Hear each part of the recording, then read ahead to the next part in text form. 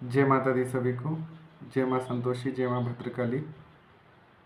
आज हम बात करेंगे जो लोग अपने कुल देवी देवता के बारे में नहीं जानते हैं, या कुल देवी देवता कहाँ से हैं, किस प्रकार से उनका पूजन होता है, उनका कौन सा धाम होता है, या जो लोग शहर में रहने लगे हैं, अब गाँव के प्रथाओं को भूल चुके हैं, अपने लोग देवी देवताओं को भूल चुके हैं, वे किस वजह से अपने घरों में सुख शांति का अभाव देखते हैं और दुख, दरिद्रता, कलेश और वंश आदि परंपरा ना बढ़ पाने का मुख्य कारण जो होता है वो होता है आपका कुल देवी कुल देवता का पूजन समय पर ना हो पाना या आपको ज्ञात ही नहीं होना।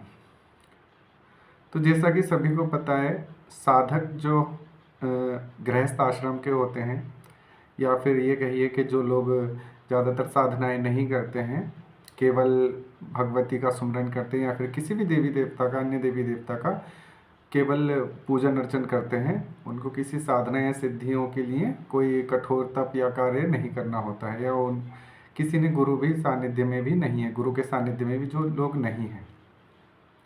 अक्सर देखा गया है कि बहुत से लोगों की शिकायतें आती हैं कि उनके घर में कष्ट कलेश बहुत हैं, पूजा पाठ भी बहुत करते हैं, काफ़ी चीज़ें ऐसे व्रत पूजन करते हैं, समय पर अर्चना करते हैं, लेकिन फिर भी उनके घर में सुख शांति नहीं है, कलेश हैं, लड़ाई झगड़े हैं, पैसों का अभाव है, कमाते बहुत हैं, बरकत नहीं है, या फिर विवाह देरी से हो जाते हैं, विवाह में देरी या संतान उत्पत्ति में समय लगता है या हो नहीं पाती। कई सारी ऐसी जो मुख्य परेशानियां हैं, ये सब कुल देवी देवता का पूजन या उनके पूजन के बारे में ना ज्ञात होना या उनके बारे में पता ना होना, इन सब चीज़ों का मुख्य कारण होता है। यदि आपको अपने कुल देवी कुल देवता का ज्ञात ही नहीं है कि वो कहाँ से हैं, किस धाम से हैं, और उनका भोग प्रसाद क्या होता है, किस महीने में कौन से माह में उनका पूजन होता है, जैसे हर किसी देवी देवता का जो लोग देवी देवता होते हैं, कुल देवी कुल देवता, उनके एक अलग तिथियां और महीना होता है। कहीं पर देवी चैत्र में पूजती हैं, कहीं पर आषाढ़ में, कहीं भादों में, कहीं सावन में, तो कहीं पर माँ भगवती जो है अश्विन के महीने में पूजती हैं या माघ में पूजती हैं। तो ऐसे ही अलग अलग जाति वर्ण व्यवस्थाओं के हिसाब से अलग अलग लोग देवी देवता होते हैं, कुल देवी देवता जिनको हम बोलते हैं। उनका घर के जो बुजुर्ग होते हैं उनको पूजन की जानकारी होती है, उनका धाम पता होता है, उनको क्या भोग चढ़ते हैं, वो कौन से हैं, इन सभी बातों को हमारे पूर्वज अच्छे प्रकार से जानते हैं, भली भांति से जानते हैं। और घर में कोई भी शुभ कार्य हो तो उनके बिना असंभव है। शादी आदि में भी उनका पूजन किया जाता है। यदि कोई नई संतान घर में उत्पन्न हुई है, जैसे पुत्र प्राप्ति हुई है, पुत्र रत्न प्राप्त हुआ है, या पुत्री हुई है, या घर में कोई भी संतान होती है, या कोई शुभ कर्म होता है, तो कुल देवी देवता का पूजन या उनकी धोख लगाई जाती, जात लगाई जाती है। आजकल लोग गांव गृहस्थों से, कस्बों से निकल करके शहर में जा चुके हैं, तो आधे से ज़्यादा लोगों को अपने कुल देवी देवता का पूजन पता ही नहीं होता है, या ये कहिए कि उनको उनके नाम का ही पता नहीं होता है कि कुल देवी, हमारी कुल देवी हैं कौन, हमारे कुल देवता हैं कौन। और वो दर बदर भटकते रहते हैं, कहीं ना कहीं तांत्रिक में, मौलवियों में, पंडितों में, ओझाओं में और बहुत सी चौकियों पर भी भटकते हैं, लेकिन उनको कोई समाधान सही रूप से नहीं मिल पाता है। तो सबसे पहले तो आप, यदि आप भगत बनना चाहते हैं, अगर इस लाइन में आप आगे हैं, तो सबसे पहले आप अपने पितरों को मनाएं। पितरों के मनाने के लिए आप उनको अग्नि प्रज्वलित करिए, जिसको हम कंडा बोलते हैं, करसी, उसमें आप खीर बना करके उनको हविष्य प्रदान करें, जोत जलाएं उनके निमित्त से, और काले तिल डाल करके जल में उनसे छींटा लगाएं। ये भोग प्रसाद देकर के आप पितरों को संतुष्ट कर सकते हैं, प्रसन्न कर सकते हैं। किसी एक स्थान पर पितरों की स्थापना कर सकते हैं। दूसरा, ये बातें उनके लिए हैं जो लोग लाइफ में आगे बढ़ करके कुछ पाना चाहते हैं, कोई सिद्धि साधना करने के बाद में जन कल्याण करना चाहते हैं या भगत बनना चाहते हैं, ये उन सब के लिए हैं। और पितरों के पूजन के पश्चात में, या फिर आप 4 लड्डू और थोड़ा सा जल, उसमें काले तिल डाल के पीपल देवता का नाम लेकर के, पिपलेश्वर महादेव का नाम लेकर के, तथा सर्वभूतों के स्वामी श्री हरि नारायण सर्व पितृ देवताभ्यो नमो नमः ओम पित्राय नमो नमः, इस मंत्र से भी आप उनका पूजन कर सकते हैं और श्री हरि नारायण के 3 बार आचमन कर सकते हैं। इस प्रकार से आप पितृ पूजन कर सकते हैं। तथा दूसरी भगत बनने के लिए जो प्रक्रिया है वो है आपके कुल देवी देवता। यदि आपको अपने कुल देवी देवता के बारे में ज्ञात नहीं है तो आप कभी भी आगे नहीं बढ़ पाएंगे। कोई भी मंत्र सिद्ध कार्य नहीं हो सकता है। कोई भी आप साधना कर लीजिए, उसमें आप असफल ही होंगे, ज़्यादातर उसमें सफल नहीं हो पाएंगे, या कोई भी मंत्र की सिद्धि आपको सरलता से प्राप्त नहीं हो सकती। हाँ, गुरु का सानिध्य है तो बात अलग है, तो गुरु अपनी कृपा के द्वारा उन सब मार्गों को खोल देता है, लेकिन कुल देवी देवता, पितृदेवता, इन सब का आशीर्वाद होना बहुत ज़रूरी है। तो अपने जिनको अपने अपने घरों की कुल देवी देवता का नहीं पता है, वो अपने किसी घर के बुजुर्गों से पूछ सकते हैं कि हमारे यहाँ कौन सी देवी पूजती हैं, क्या भोग होता है, किस माह में पूजी जाती हैं, किस प्रकार से पूजी जाती हैं। अगर आपको कुल देवी देवता के बारे में ज्ञात ही नहीं है तो मेरा मान के चलिए कि यदि आप साल भर भी कोई तपस्या, कोई साधना करते हैं, कितनी भी जी तोड़ लगा करके आप पूजा अर्चनाएं कर लीजिए, आपको वो फल पूर्णतः प्राप्त हो ही नहीं सकता। घर के इष्ट, आपके इष्ट कोई भी कार्य नहीं कर सकते जब तक आपको आपके कुल देवता आप पर प्रसन्न ना हो, उनका आशीर्वाद आपको प्राप्त ही ना हो। कुल देवी देवता होते कौन? तो सबसे पहले बात करते हैं कुल देवी देवता आखिर बनते कैसे हैं, क्या होते हैं, ये कौन होते हैं। तो ये वो देवी देवता होते हैं, लोक देवता होते हैं। जैसे जब हमारे जो पूर्वज होते हैं, जब कहीं कहीं से हम लोग आए हुए होते हैं, कहीं एक जगह हमारी स्थापना होती है, जैसे पहले के लोगों में गांव में लोग पलायन हुआ था, तो उन पलायन के रहते हुए हमारे जो घर के बुजुर्ग होंगे, दादा परदादा, उनसे भी बड़े, उन लोगों ने कहीं पर एक देवी को माना, उच्च कोटि में माना, उनकी साधनाएं करी, पूजा अर्चना करी, तथा हम उनको अपनी सीमा की देवी के रूप में स्थापित किया वहाँ पर। ठीक है। और ये परंपराएं जो हैं वो आज से 10, 20, 50, 60 साल पहले की नहीं है, काफ़ी पुरानी प्रक्रियाएं होती हैं। कुल देवी कुल देवता कोई नए नहीं होते हैं, बहुत पुराने होते हैं, यानी कि हमारी कई सारी पीढ़ियाँ निकल चुकी होती हैं, उस समय की होती हैं।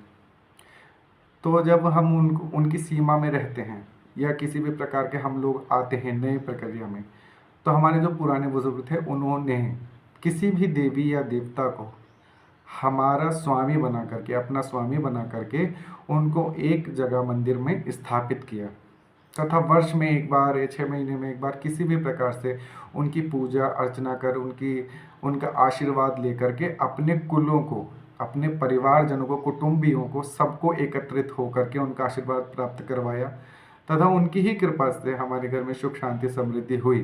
तो वे आगे चल करके हमारे कुल देवी कुल देवता का रूप ले लेते हैं। और कुल देवी देवता आखिर होते कौन हैं? मुख्यतः जैसे किसी लोगों को कुल देवी कुल देवता के बारे में ज्ञात नहीं होता है तो घबराएं नहीं। कुल देवी देवता जो होते हैं वो हमारे भगवान शिव और माँ रुद्र तारा जो होती हैं, माँ भगवती आदिशक्ति जगदम्बा, तथा कहीं कहीं पर श्री हरि नारायण, सूर्य नारायण और गणपति महाराज, इन पंच तत्वों में से, पंच देवी देवताओं में से ही कोई हमारे एक कुल देवी देवता ही होते हैं। विडंबना ये होती है कि बहुत से लोग अब इनको भूल चुके होते हैं। ज़्यादातर कुल देवियाँ चलती हैं और जोड़े में कुल देवता चलते हैं, जो कि शिव भगवान का ही अंश होते हैं या श्री हरि नारायण का ही अंश होते हैं। जैसे कहीं पर नरसिंह पूजते हैं, कहीं पर भैरव पूजते हैं, कहीं पर काल भैरव पूजते हैं, कहीं पर मसानियाँ पूजती हैं, कहीं पर चौगानन माता पूजती हैं, कहीं पर फूलमती देवी पूजती हैं, कहीं पर खादराबाद वाली, नियामली वाली, तो कहीं पर माँ कालका पिंडी रूप वाली, दिल्ली नेहरू प्लेस वाली। तो हर प्रकार के, हर धाम की एक अलग अलग महिमा होती है। जो हमारे कुल के, जो हमारे पुराने पूर्वज होते हैं, उनकी पूजा अर्चना समय पर करते आए हैं और उनका आशीर्वाद प्राप्त करके अपने आप को तृप्त किया है, और उनके आशीर्वाद के फलस्वरूप ही हम लोग तरक्की करते हैं, सुख शांति समृद्धिवान बनते हैं, लक्ष्मीवान बनते हैं, तथा आगे जो हमारी पीढ़ियाँ आती हैं उनको भी ये आशीर्वाद स्वतः ही प्राप्त होता रहता है, जब तक हम उनकी पूजा अर्चना समय समय पर देते रहते हैं। यदि हम किसी कारणवश अपने घर परिवार से अलग हो जाते हैं, या आजकल लोग जैसे शहर में रहने लगे, तो हम इनसे विमुख हो जाते हैं। साल 2 साल तो हम पर कुछ असर नहीं होता है, लेकिन धीरे धीरे हमारे जो रक्षा कवच है वो कमज़ोर पड़ने लगता है। उसके बाद में हमारे क्या होता है, जो भी हम पर कोई तंत्र क्रिया करता है, किसी भी प्रकार का जादू टोना करते हैं, कोई भी नेगेटिव क्रिया हो, नकारात्मक शक्ति हो, वो हम पर बहुत जल्दी इफ़ेक्ट कर देती है। कुल देवी देवता का वास होता कहाँ है? कुल देवी देवता का वास हमारे मेन गेट जो होता है, दरवाज़ा जो होता है, उसके दाईं ओर ऊपर के स्थान पर हमारे कुल देवी देवता का स्थान होता है, और उसी मेन गेट के बाईं ओर हमारे नीचे की ओर पितृ देवता का स्थान होता है। तो सबको पता चल गया होगा आज कि हमारे कुल देवी देवता और पितृदेवों का स्थान कौन कौन सा होता है। यदि आप नहीं जानते थे तो मैंने आज आपको बता दिया। जो हमारे कुल देवी देवता होते हैं वो हमारे मुख्य द्वार पर ही बैठे होते हैं, और ज़्यादातर बहुत से लोग मुख्य द्वार पर दिया भी इसीलिए लगाते हैं, जिनको अपनी कुल देवी देवता का ज्ञान नहीं होता है, वो वहाँ पर सरसों के तेल का एक लंबी बाती डाल करके रोज़ दिया जलाएं शाम को। उससे क्या होगा, उससे आप अपने मनोवांछित जो भी मनोकामना है उस दिए को प्रज्वलित करते हुए बोलें कि हे कुल देवी देवता, हम आपको नहीं जानते हैं, हमें नहीं पता आपका धाम कहाँ है, नाम क्या है, किस प्रकार के भोग हैं माँ भगवती, आप हमारी ये स्वीकार करो पूजा। और ये जो दीपक जलाया है हमने, जो प्रज्वलित करा है, इसका आपको ही स्वरूप मान करके हम आपका पूजन करते हैं, तथा हमारे घर में सुख शांति समृद्धि बनाइए और हमको दर्शन दीजिए, चाहे स्वप्न मार्ग से ही सही, आपको कुल देवी देवता के दर्शन होंगे, उनके धाम के दर्शन होंगे, और ये 100% है। ये उपाय आप ज़रूर करिए। कुछ भी नहीं तो 20 या 40-41 दिन में आपको कुल देवी देवता के दर्शन स्वतः ही हो जाएंगे, सपने के माध्यम से भी, और या फिर उनका धाम आपको नज़र आने लगेगा। कुल देवी देवता की ये बात रही कि जो लोग सोचते हैं कि हम भूल गए हैं, हमें पता नहीं है, पता नहीं चल पाता कुल देवी देवता कौन है, कहाँ है, किस प्रकार से हम परेशानियों में फंसे हुए थे, तो आप एक ये उपाय कर सकते हैं।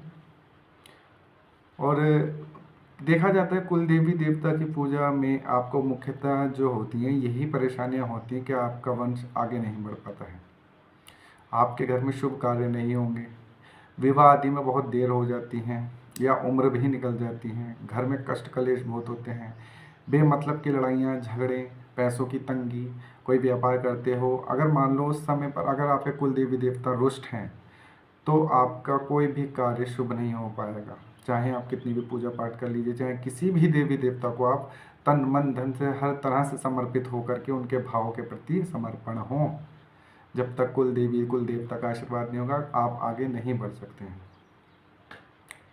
और जो भी ये बातें होती हैं कुल देवी देवता की, इन सब के जो मुख्य लक्षण ये आ जाते हैं कि लोग अब दूर रहने लगे हैं घर परिवार से। तो अपने आस पड़ोस जो भी घर के आपके बुज़ुर्ग हैं, जो रिश्तेदार हैं, उनसे मालूम करिए किस प्रकार के भोग आप देते आए हैं, उनकी कुल देवियाँ कौन हैं, संपर्क बनाएं अपने बुज़ुर्गों से। किसी भी प्रकार के जो रिश्तेदार हैं आपके, जो बड़े बुज़ुर्ग हैं, उनसे ज्ञात करें इन सब चीज़ों के बारे में, अगर आप अपने घर का भला चाहते हैं तब। यदि आप कितनी भी पूजा पाठ कर लेते हैं, कष्ट कलेश आपके नहीं खत्म हो सकते बिना कुल देवी के पूजन के या उनके आशीर्वाद के बिना। क्योंकि देखिए, आप चाहें भले कितना भी लंगर लगा लें, अगर घर की माँ भूखी है तो आपके पड़ोस की कोई भी रिश्तेदार, कोई भी और औरत महिला आपका हित सोच ही नहीं सकती, और वो तुम्हें क्या आशीर्वाद देगी जब आपके घर की खुद की माँ ही भूखी है और आप दुनिया में लंगर लगाओ, क्या वो सफल होगा? नहीं हो सकता ना। इसलिए पहले अपने कुल देवी देवता को मनाइए, और उसके बाद में ही आप किसी भी इष्ट देवी देवता की कोई भी सिद्धि साधना करते हैं तो आप स्वतः ही देखेंगे आपको 100 to 100% आपको लाभ मिलेगा। आपके घर में जो कष्ट कलेश थे वो सब कटने लगेंगे, परेशानियां खत्म होने लगेंगी, तथा आपके घर में भी सुख शांति समृद्धि बनेगी, और ये सभी कार्य आपके कुल देवी पूजन से ही होंगे। और कुल देवी पूजन जैसे किसी को अगर नहीं पता है कि कुल देवी देवता हमको नहीं ज्ञात है, तो वो ऐसा क्या कार्य करें?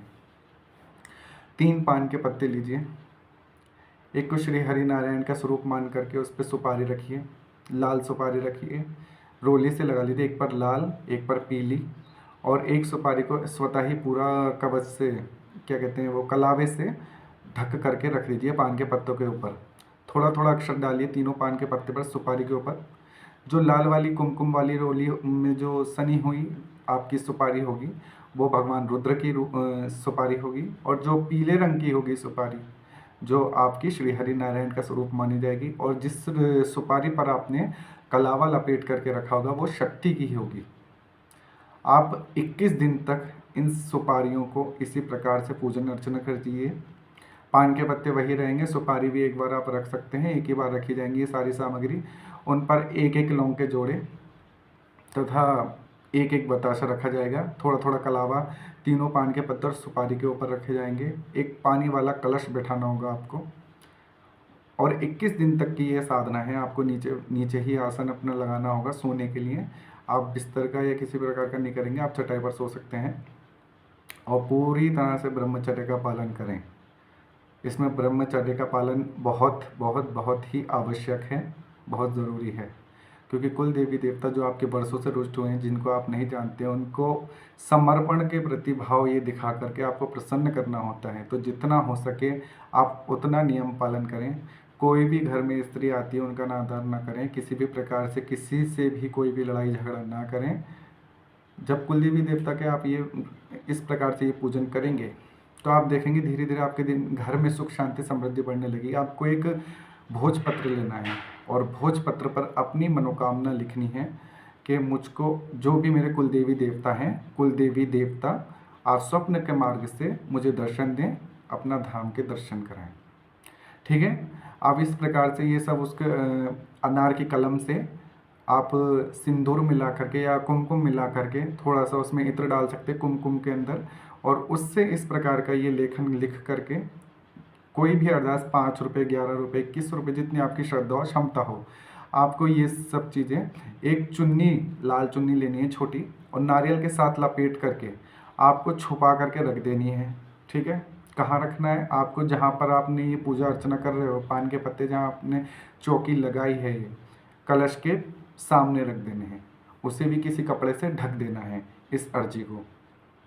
आप देखेंगे जैसे जैसे आप 4-5 दिन के बाद में आपको धीरे धीरे मंदिरों पे या किसी भी प्रकार के स्वप्न आने लगते हैं, और आपको 21 दिन के अंदर अंदर ही आपके कुल देवी कुल देवता के दर्शन हो जाते हैं। ये 100% उपाय है। आप इस उपाय को करके अपने कुल देवी कुल देवता का दर्शन प्राप्त कर सकते हैं, उनके धाम के बारे में जानकारी प्राप्त कर सकते हैं। जब आपको वो दर्शन हो जाते हैं तो आपको वो कलश और सारी सामग्रियाँ अपनी विसर्जित कर देनी है। अगर आपको फिर भी दर्शन नहीं हो पाते, वैसे तो 100% है कि क्या नाम है 21 दिन के अंदर आपको ये दर्शन, कुल देवी देवता के दर्शन या उनके धाम के दर्शन हो जाते हैं। यदि आप फिर भी नहीं जान पाते हैं तो उन सुपारियों को इकट्ठा कर लीजिए। उनमें से कोई भी एक सुपारी आप 21वें दिन चुपचाप से नहा धो करके, जो भी आपका इन तीनों में से मन करे, चाहे वो लाल वाली हो, पीली वाली सुपारी हो या कलावे लगी हो, जो भी आपका मन हो, आंखें बंद करके आप उस सुपारी को उठा लीजिए। वो आपकी कुल देवी या कुल देवता के रूप में ही पूजित होने लगेगी। उस सुपारी को आप कहीं लाल कपड़े में छुपा करके रख दें, स्थापित करके रख दीजिए। और अपने कुल देवी देवता का पूजन जिस भी प्रकार से आप करते हैं, जैसे नवरात्रों में करते हैं, होली दीपावली पर यदि आप पूजन करते हैं तो उनके निमित्त कुछ भी, जैसे हलवा चना हुआ, खीर हुआ, इस प्रकार का भोग बना करके कंडी पर अग्यारी करके आप इस भोग को अग्नि में प्रज्वलित करके माँ भगवती कुल देवी के नाम से उसको अर्पण करें। सुपारी आपको हमेशा सामने ही रखनी है। ठीक, 5 घी के दीपक जलाने हैं आपको, और इसी प्रकार से उस सुपारी को आगे रख करके ये कुल देवी देवता का पूजन कर देना है। आपके कुल देवी देवता के बारे में यदि आपको फिर भी ज्ञात नहीं हो पाता है तो आप ये क्रिया कर सकते हैं। 5 घी के दिए जला करके आपको उस सुपारी को स्थापित करना है जो आपने उठाई होगी, और उसके बाद में आपको खीर या फिर हलवे चने का भोग लगाना है। वो भी जोत पर लगाना है। जो कंडी होती है उसको अग्नि में जला करके बना लेते हैं, अग्यारी बना लेते हैं, और उस पर खीर का या हलवे का भोग देना है घी की धार के साथ। 1 लौंग का जोड़ा, 1 बताशा और थोड़ा सा जल। ठीक, इस प्रकार से आप कुल देवी कुल देवता का पूजन कर सकते हैं। आप देखेंगे कि आपके घर में सुख शांति समृद्धि धीरे धीरे बढ़ने लगेगी। किसी प्रकार के जो भी परेशानियां थी, जो भी नकारात्मकता थी, आपके घर की स्वतः ही दूर होने लगेगी। तो यदि हम कुल देवी देवता का पूजन नहीं कर पाते हैं, उनके बारे में नहीं ज्ञात होता है, तो ये सब चीज़ें हमारे साथ में घटती हैं। तो आज मैंने इनका उपाय बताया आपको। तो जितने भी लोग जो परेशान हैं, कुल देवी देवता की पूजन नहीं कर पा रहे हैं या उनके बारे में ज्ञान नहीं है, तो कृपया ये कार्य करें। आपको माता रानी अवश्य ही अपना आशीर्वाद प्रदान करेंगी। जय माता दी।